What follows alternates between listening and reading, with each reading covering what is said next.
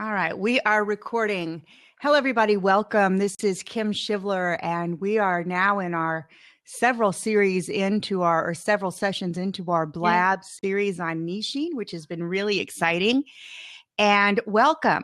Now, today, this was a little change right at the end because we actually had a special guest, and she became ill. And so we're turning the tables today, and Dagmar is going to ask me questions about niching online training courses and some things you might want to consider.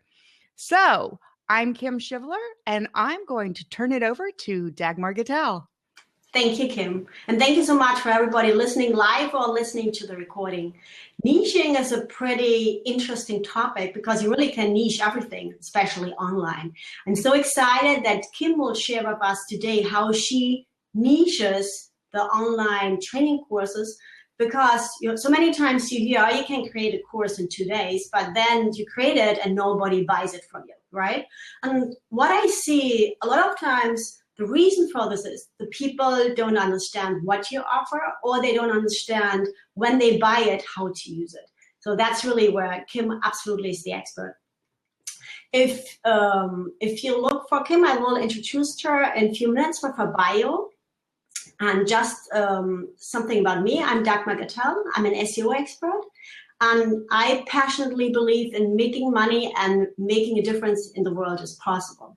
And how I do this, I help entrepreneurs to position themselves globally in their perfect niche. And it's a niche between where you can make money and where really your heart is in.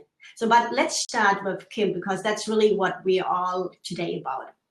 Kim, let me start with a bio, and I'm a left-winger, so I wrote a few notes so that I really can give you the whole impact what Kim can share with us and how she can make a difference for us when we create online training courses. Kim Shivler is the founder of White Cloth Web Training, which was formed with the purpose of providing customized training and support to business owners and hobbyists looking to build, edit, and maintain websites, membership sites, and online training courses. Kim Shivler, MED, has over 20 years of experience as a technical trainer, writer, and support specialist. Kim really, for me, she made the most impact in my life, because where everybody tells you can build a WordPress site in 5 minutes, or you can build membership sites in 2 hours, or you build an online training course, she really showed me how not only to do it the right way, but how to get results out of it. And that's really how I can sell it. And my students will gain an impact, will gain results from that. So coming to the first questions we have today. Kim, would you share with us, why did you choose online training courses? What makes it so special for you? Why you chose it as your main business topic right now to run with? Well, first, thank you for that introduction. It was very nice. I appreciate it. And thank you, Myra, for tweeting out for us as we get started here. We love having you on our Blab. So why online training courses? Well, okay, as you mentioned, I've been a tech writer and trainer for over 20 years. I actually had my first web development company in the mid-90s. And I started then building online training courses because I had been a tech trainer for years before that, and just started doing them then. At that point, straight HTML, CSS, no membership, nothing. I worked with some of the bigger companies when I was in Texas doing some things, some of it for what we used to call intranets, which is, for the company, just what's private. Internal. And exactly, those internal networks. So I'd been doing it since then. A few years ago, when I started working with WordPress, I came back to technology. I had taken a hiatus and went right back into doing some online training. Initially, I was just doing WordPress and some basic webinars and membership sites. And then I found that learning management systems available for WordPress. And I just loved that because it really let me, as you mentioned, I have a master's degree in education.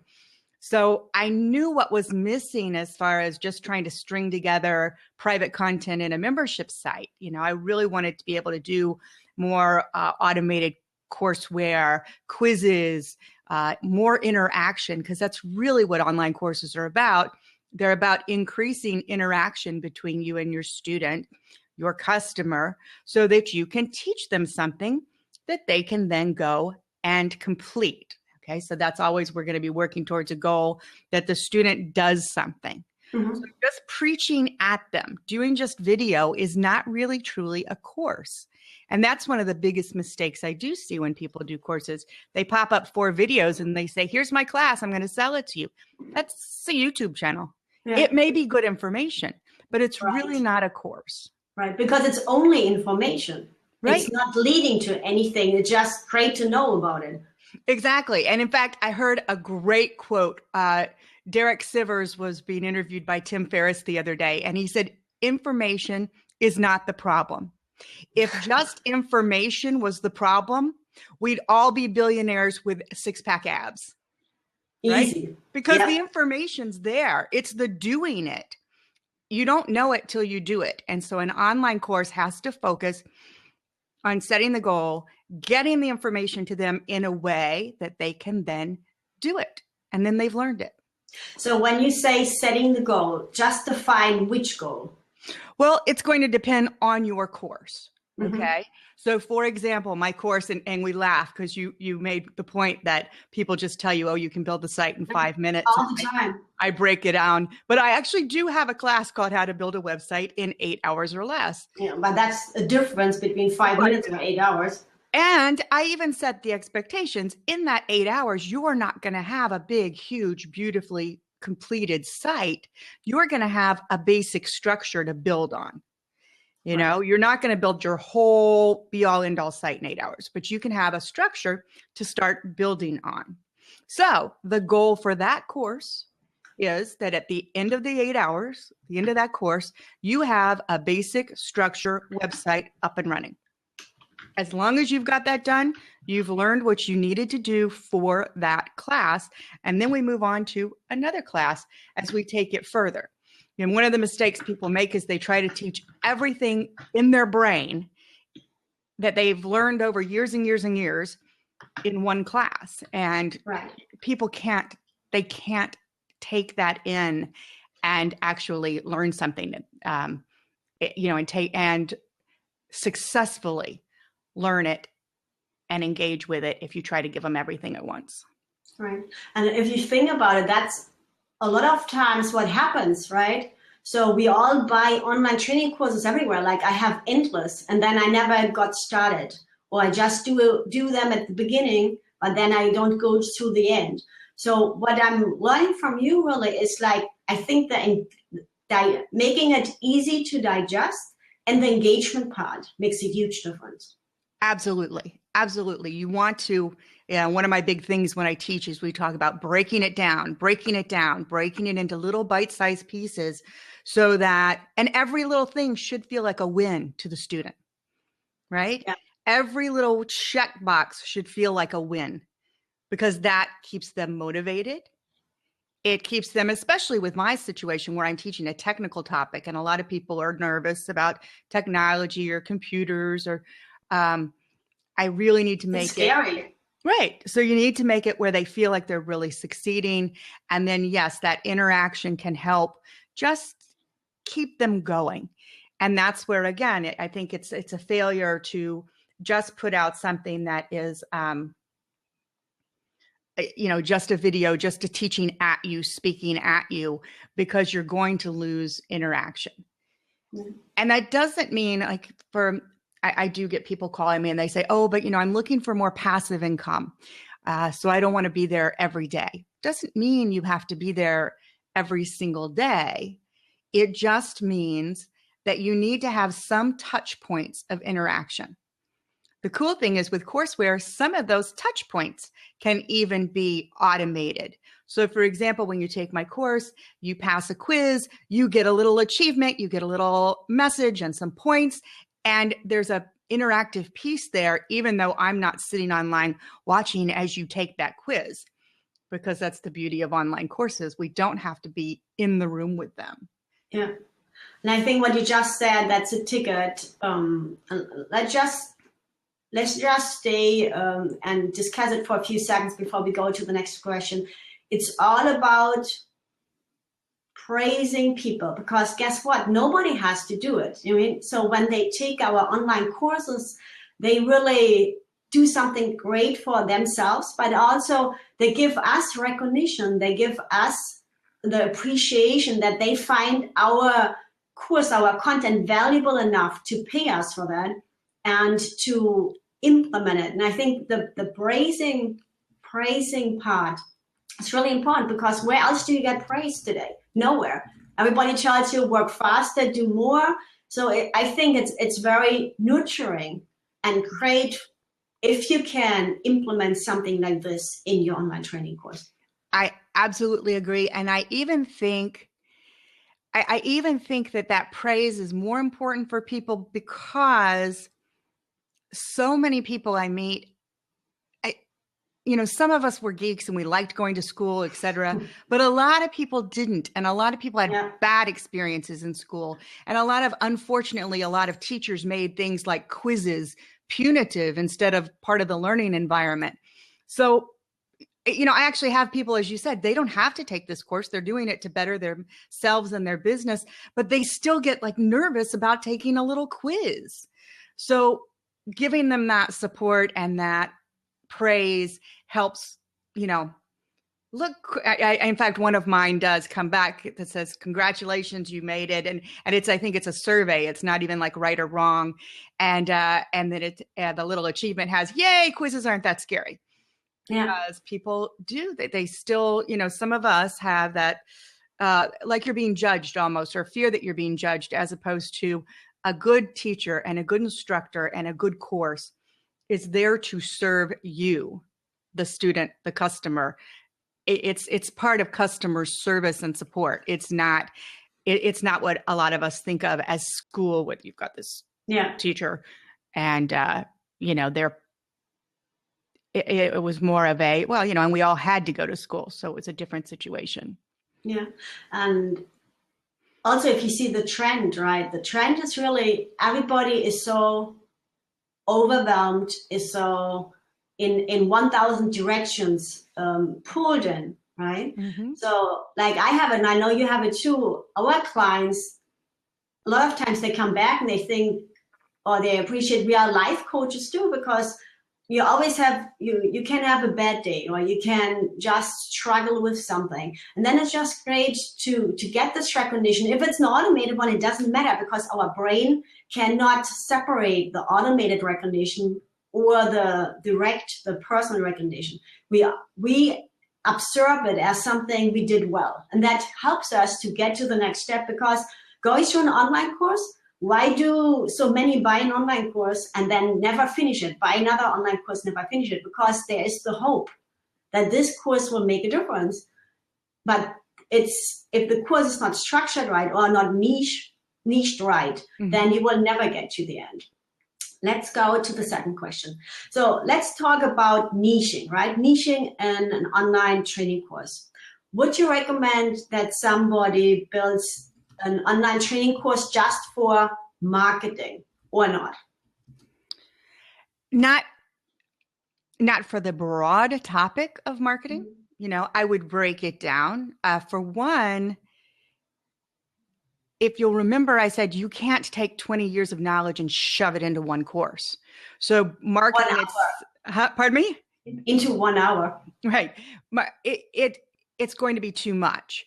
So both from your own marketing perspective, mm-hmm. Your own perspective of meeting the niche for the target audience, yes. And for breaking it down, you need to niche so if marketing was your topic, maybe you were someone who teaches marketing, break that down. Facebook marketing for business coaches type thing, right? Mm-hmm. Because that's a lot more targeted than marketing, or even Facebook marketing. Right. Or it could be online marketing for small businesses, or mm-hmm. online marketing for women entrepreneurs. Yes. So if somebody has the idea and let's say they are a marketing coach, right? They could do everything. And when I hear you correctly, is they should choose kind of one sub niche under the whole umbrella and start with that. And they could create a series with this too, right? Online training courses and brand it in this way. Absolutely. In fact, that's one of the things when I teach how exciting it is that you don't want to put it all in one course, because what you do is you've just built a sales funnel for yourself. So when we do how to build an online course, how to build a website in 8 hours or less, everything there is just to get that structure up. Right. Mm-hmm. But I think we all know we could spend a whole 8 hours just talking about and configuring plugins. Easy. And not get the whole course or the whole site set up. So we set up the basic site with what I consider 4 critical plugins. And then after that, we go into the next set, which is, all right, now we're going to have a little section on building email lists and adding opt-in boxes, et cetera. That's its own little class, little shorter class, but that is an add-on as opposed to trying to cram everything people need to know in one 8-hour section, because they won't be able to even grasp it. It becomes overwhelming to them is what happens.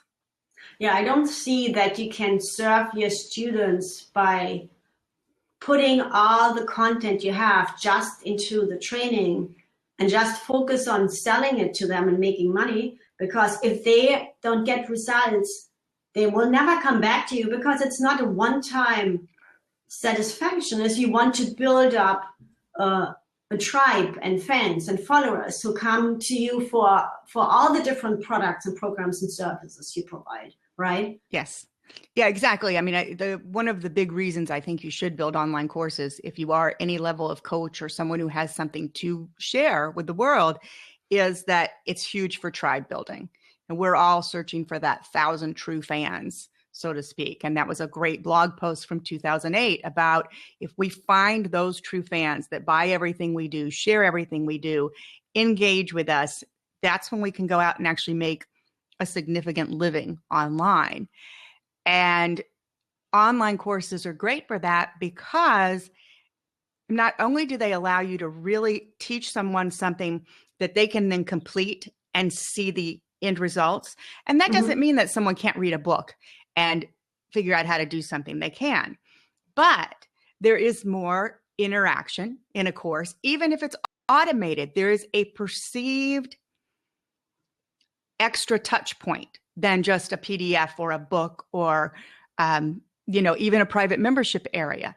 That online course, when done right, has a real engagement between you and the student, the customer, and that is going to help you build them into that that true fan, the one that says, no, I don't care that there's 100 people working with WordPress online. You need to go take Kim's course because she's going to help you with that.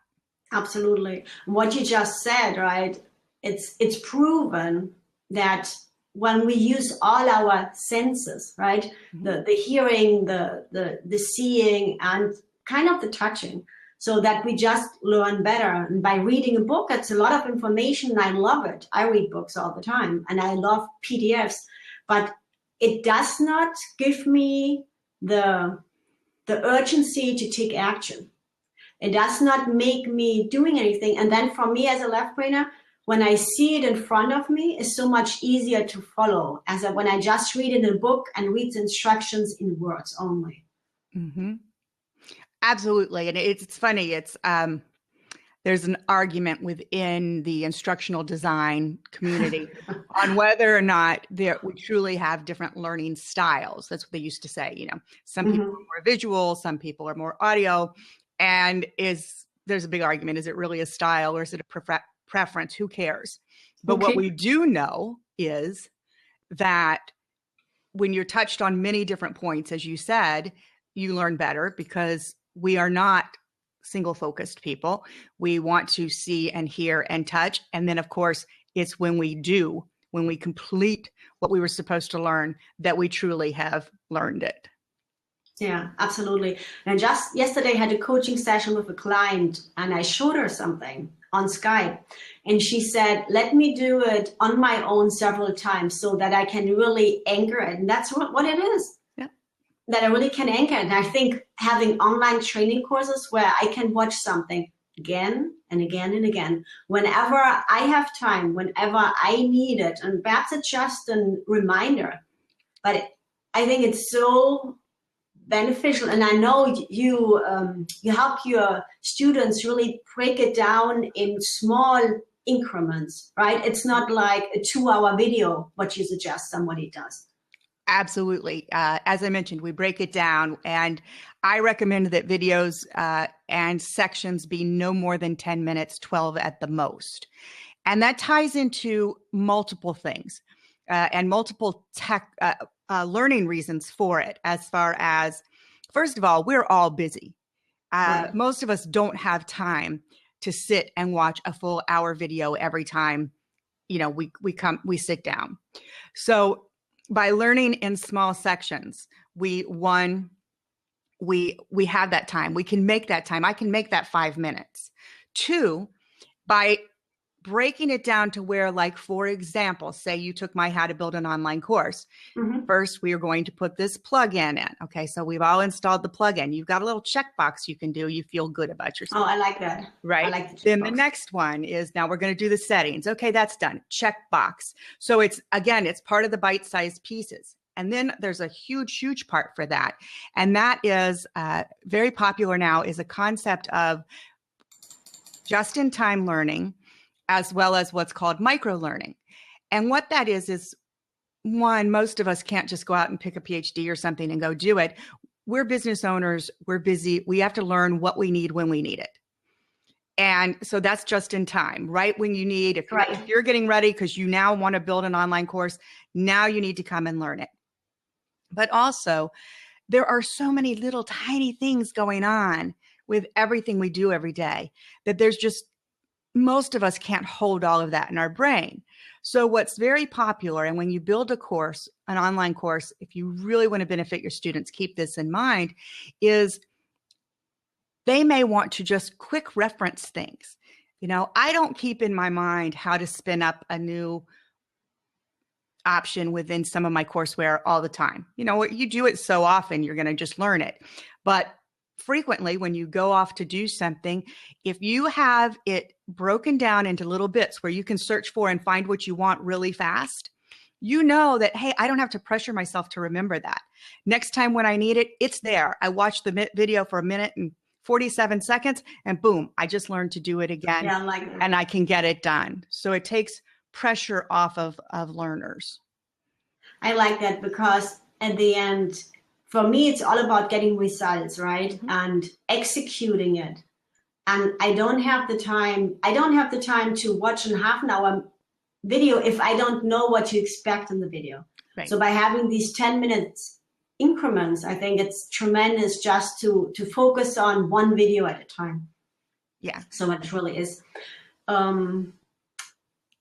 Is there a formula kind of to create the perhaps not the perfect, because you taught me good is the new perfect, but a perfect niche course content, like a perfect content where you can make sure your students can digest it easy, they can execute it easy, they are staying happy, like all these different things in a perfect scenario? I would say there's not a specific formula for each course, because there mm-hmm. are things that are different. But because of their ideal client? Kind of a combination of that, as well as different types of presentation. Okay, so for example, I know a man who's doing guided meditation. Mm-hmm. Okay. So when he's teaching the guided meditation, he wants people to sit with their eyes closed and their headphones on. So he's not doing a lot of video for what he's doing, mm-hmm. because everybody's got their eyes closed. And he does still have steps for them to read separate from that, but it's a little different. So what I would say, that the one set of things that I do think is a good formula for any type of course, any type of niche, whatever you're doing, is one, as I mentioned, you've got to break it down into little small pieces for people. That's key. Then I know this because I go back to, I've actually been a school teacher. I really believe in lesson plans. For each lesson, it doesn't have to be super detailed, but put out for this lesson, this is the goal I want them to learn. And you start with the goals first for each lesson? These are so if I have my topic, I have the goal for the class, because everything I'm going to put in that class needs to move towards that goal or needs to go somewhere else. And then the same with the lesson. And then what's the best way for me to show this? Is it audio? Is it video? Is it a combination? Usually it's a combination of three things. What is their homework going to be? And then what type of engagement am I going to have? So is it going to be, I'm going to offer forum support? I love forums. I in my courses, we always have forums. It's a great way for people to ask questions and me to answer. It's a great way for me to have them actually go put little notes in like, okay, I did it. And I can check off that they're really doing the homework. And it's a way to build more engagement, more community. Because we're all how do you do it? How do you do it with the forums that it doesn't take your whole day to be in the forum and to serve your students? How do you organize that? That for me is pretty easy because I don't. Do you have office hours? I pretty much, I have times that I check it, and I let people know I have times that I check them. And so far, what happens is, so for example, when they're just clicking off that they've done something, I'm just, when I go in and I'm scanning to see who's actually being active and who's not. So I don't have to actually do anything other than just take a peek. Now I do try to set at least once or twice during the course where I physically touch each person. I actually either respond to them in the forum, you did a great job, or I email them, fantastic work, something. But I don't do that every day. Every day, all I do is scan. And then if there's a question, I'll respond to the question. What you find with the questions for the type of training I'm doing, it's the same questions that come up time and time again. So as you initially roll out a course, there's more support required. And after that, a lot of it is actually cut and paste. So then do you have a resource area in your backend or an FAQ where your students could go and check out the questions so that you don't have to answer the same questions again and again and again? Well, I have a couple of things. I do have FAQs. I have lots of resource pages in all of my courses. But also, see, they can search the forum. Oh, it's searchable? It's searchable. So they search and it'll come up with suggested things for them. And then a lot of times they've already found it or they want a little further clarification, and they answer each other. In the cool. One I did over the summer, I had people helping each other. I'm checked out for a day and I come back and you know, they're interacting and helping each other with things. That's pretty cool. So from your experience, right? How long, is there a general time how long it could take somebody from the beginning when they do the brain dump to the end when they finalize the course and it's ready to sell? Do you have some, like a timeline you could share where like doesn't have to fit everybody, like an average? Sure. It will take anywhere from, depending on the class, you can knock out a good course in a week if you're committed to the time. And if you have the content, you know, kind of already in your head. A lot just depends on what you're going to do. For example, if a lot of it is going to include video, do you have that time to set aside to create the videos, edit the videos, et cetera? Because editing actually takes longer than creating if you're talking about talking head videos like us. Yeah. If, you know, most of my videos are screencasting videos, and I can actually, for example, even for those little 10-minute segments, I will sit down and I will do an hour a video in a screencast and then break it into those little 10-minute segments. So I can actually knock those out fairly fast. So I would say anywhere from a week to, obviously a lot more content, or you're newer with your content, newer at building content, it could take over a month. And it's still not bad. No, it's really not. But that's dedicated time working towards it. One of the things I like to do, and this is something that's an option for people, is if you're going to do something that is maybe part automated and part webinar, I will build them as I go along. So I will launch. So for example, when we did the early adopter program last year for how to build an online course, I built that as we went. So I went ahead and launched it. And the reason it's good to go ahead and launch one, now you're committing yourself to some serious work during that time frame. But if you pre-sell it, you really know, are people going to buy it? Right. I don't really want I'm not just preaching, go grab a course and build it and try to sell it, because we want to make sure you have a market for it. The people who tell you, oh, just throw anything out there and we're going to make millions. It doesn't work that way. Right. So you can pre-sell, and then what you can do is have webinars, take from what you do in the webinar, create your automated content, and then the next week more. So you're definitely committing to a lot of time there, but it allows you to jumpstart the course instead of having to say, wow, I've got to wait 5 weeks to actually have this up and running. All right. Just repeat that again. When you say take it from the webinar, are you talking about webinars to promote the course? Are you talking about free webinars and then you bring the content over in the online training course? Just define it a little bit. Okay, so both. You would have free webinars to promote the course. Absolutely. I think that's a great way to promote them. But then I actually have private webinars for people who sign up for the course. One of the things I love to do, instead of making my classes fully automated, like where all you have to do is log in and take the course, there are sections of my course that are like that. And that's great because you don't have to depend on me being awake to take it. You can go do it when you want. But I like to do most of my courses where during an active piece of the course, once a week, there is a live webinar available for you. If you want to join us, it gives me more interaction with people, more option for answering questions.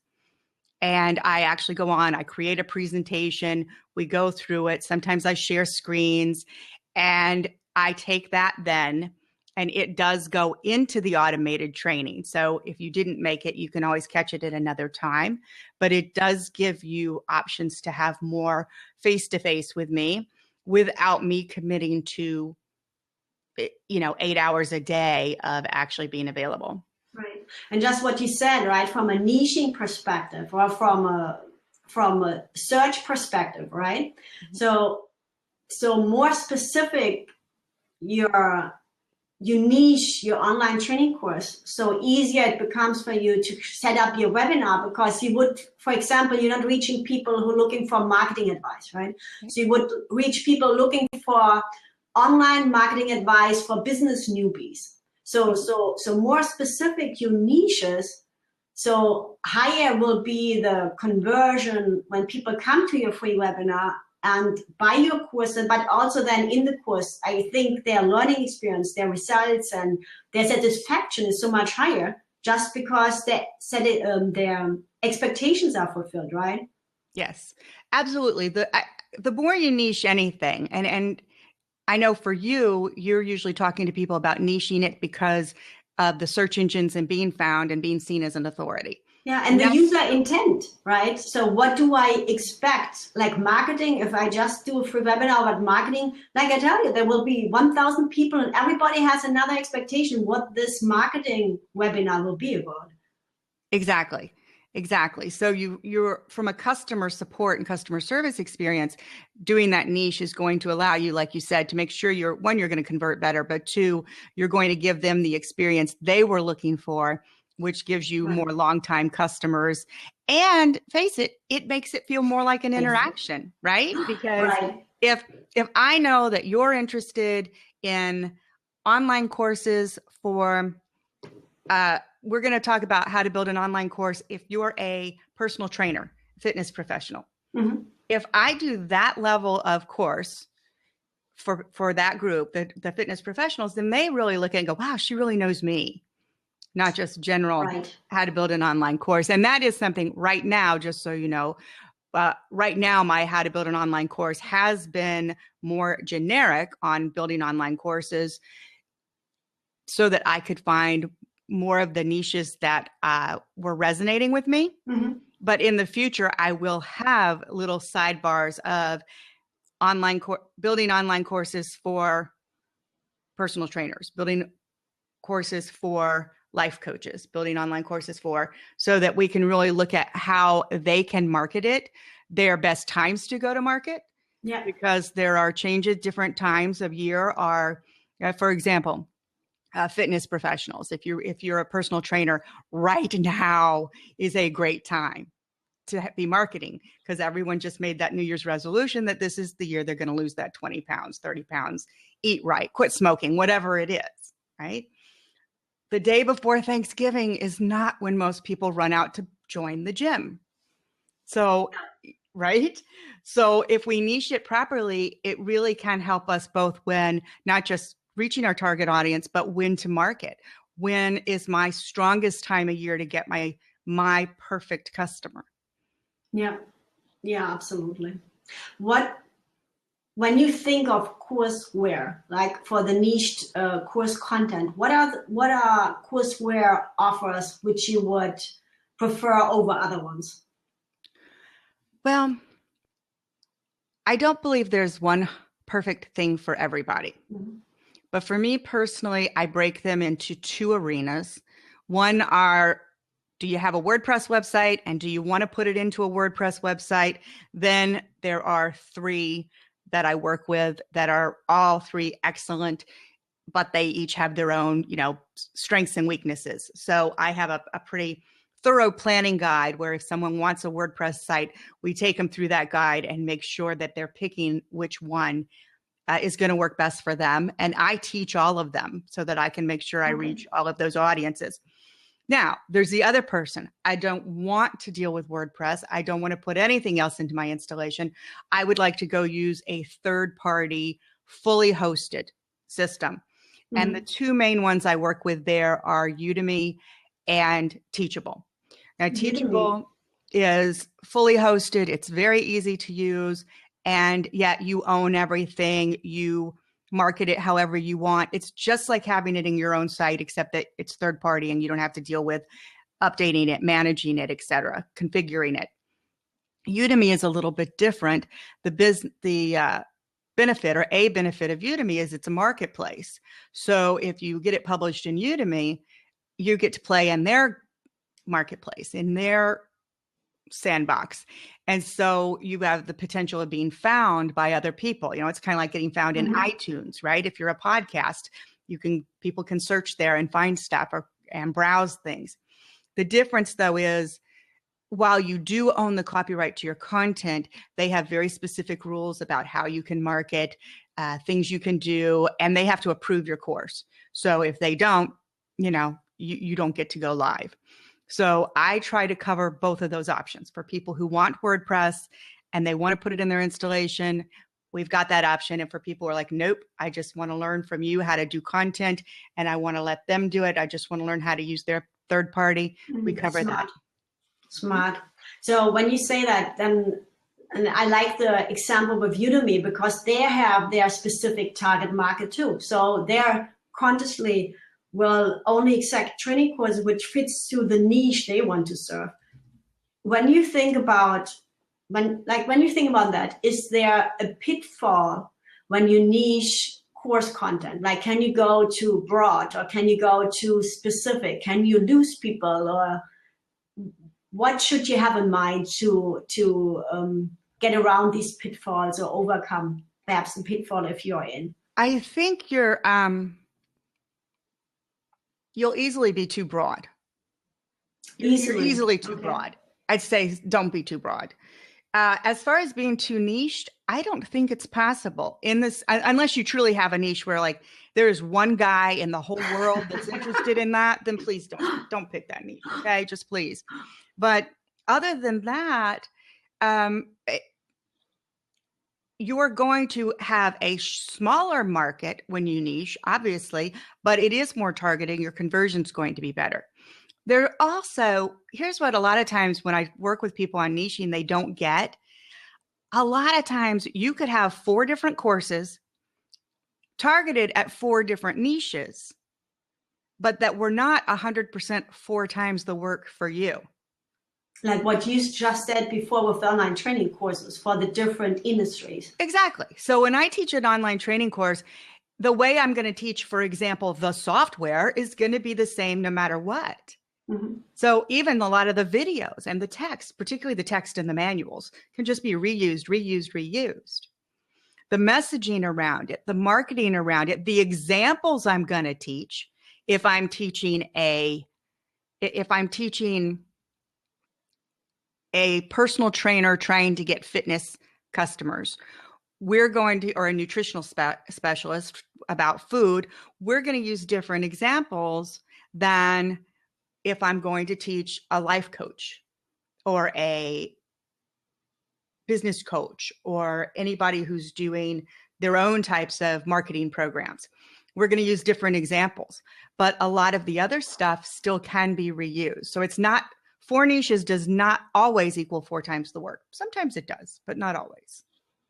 Yeah, and I think that's a great example, what you just said. So at the end, it could be different target markets with the same needs, mm-hmm. or it could be the same niche market with different problems. So it's interesting when you think about online courses, creating online courses. At the end, what's the pain points? Who has the pain points? And how can you create one course content and then reuse it by just changing your marketing approach or changing how you promote it, but the course itself has the same material, right? Right. Yep, exactly. So that's pretty cool. So we're coming, I just checked the time, we're a little bit over time. We went over today. We were having a little bit fun talking. Yeah. So before I ask you if you have a special offer for our audience, is there something else we did not cover today? No, I think that's the biggest thing. I do. We didn't cover it as much, but people who know me know I've talked about it a lot.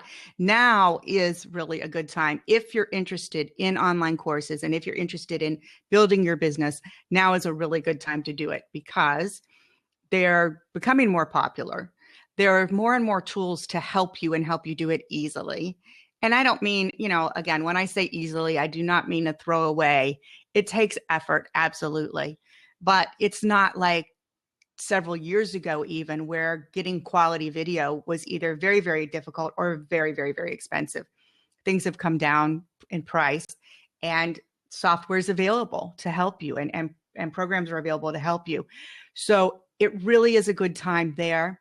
It's a good time. I mean, this is part of why we're seeing them become more popular. And it's a good time because it's still early enough. You're on that little bit early enough that, hello, somebody's brand new on Blab. Welcome. It's still early enough that your competitor may not be out there yet with their online course. So you can still be first to market. It's kind of like it was back in the day when PDF, everybody was, oh my gosh, we have to have a PDF download. Well, now everybody has a PDF download, but it's time for you to possibly have an online course while your neighbor may not. Right.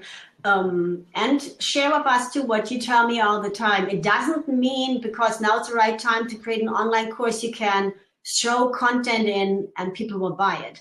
Now the time is where people are getting expectations, like the same what we went through YouTube. The beginning, the first videos, they were more mediocre. So now people's expectation is the audio needs to be great, the lighting needs to be great, everything shouldn't be salesy, shouldn't be too pushy. So it's the same with the online training courses, right? Yeah, absolutely. Yes, we're getting to that point where people are discerning great quality. And it's a chance for, if you're going to do great quality stuff, you can really break out and build a nice audience right now. So cool. It's very good. And Myra, I'm not sure if you just dropped off on us, but I'm glad you enjoyed it and we'll reach out to you soon. Thanks for joining us. Kim, share your special offer. because I really want that people have a chance to connect with you after this blog and to gain more knowledge into how they can create their perfect online training course. So my main offer, I just put a link there. I'm going to be doing another free webinar this Friday at lunch. So everybody join me Friday at lunch with a free webinar on 3 reasons to consider building an online course and how to get started. So it's going to be about 1 hour. It's lots of action-packed. What will you cover? I will cover, as I said, several reasons. It's called 3 reasons, but we're actually going to talk about 5 reasons that you might want to build a course and how it could help your business. And then we're actually going to start talking about, if you are going to build a course, what things do you need to start considering to plan ahead to make sure that you build the best course possible and that you have the least amount of trouble doing it. Cool. Awesome. You posted the link already? Okay, great. So we are at the end of our blog show for today. And Kim, thank you so much for sharing your amazing wisdom. Oh, that's nice. Thank you, Mara. Yes, we appreciate having you too. So I think it's so important to go take the information and execute it right. And that's really where Kim helps me all the time, the execution part of doing it right, getting results. So go ahead, sign up for Kim's webinar and really be active. Be there and ask questions. And if you cannot ask all your questions there, reach out to Kim. Kim, what's the website they can reach you? They can reach me. I had put this in earlier. They can reach me at whiteglovewebtraining.com. Put it in again. And howtobuildanonlinecourse.com. So okay, great. Perfect. Easy ways. Thank you. And for everybody who is following us and will come next Wednesday. Next Wednesday, we'll speak about niching luxury adventure. And Kim, correct me, luxury adventure. Yes. I'm German, so I'm still working on my American pronunciation. So looking forward to seeing you all next week. Have an amazing week and really start executing what you learn and all the information you have. Because I read the other day, New Year's resolutions, they're not New Year's resolutions if you talk about it. They're only New Year's resolutions if you do them. So go ahead and do it. Thank you so much for having us. Great. Thanks, Dagmar. You're welcome. Bye, Kim. Bye.